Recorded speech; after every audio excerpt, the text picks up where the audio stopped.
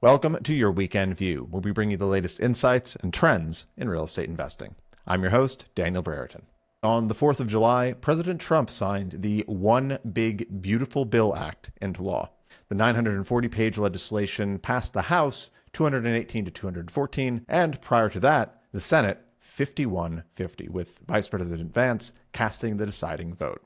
Beyond the political theater, this law creates one of the most favorable tax environments for commercial real estate investors in several years. The law makes permanent the 21% corporate tax rate and also expands the 20% qualified business income deduction. But for commercial real estate investors, three other provisions particularly stand out. First, the return of 100% bonus depreciation for real estate assets acquired after January 2025 allows investors to immediately deduct the full cost of qualifying improvements rather than spreading out over several years.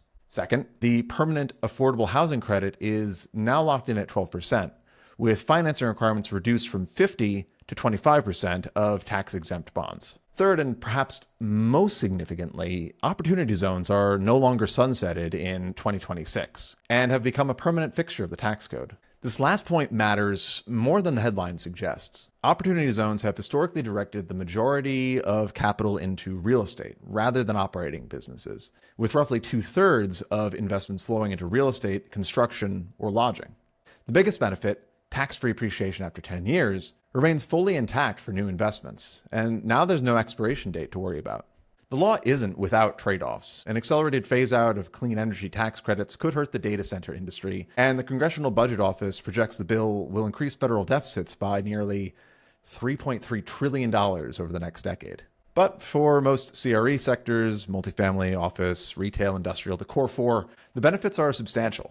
What does this mean for investors? Well, it means tax certainty. For years, we've been operating under the assumption that favorable depreciation and opportunity zone incentives might just disappear, but now they're permanent.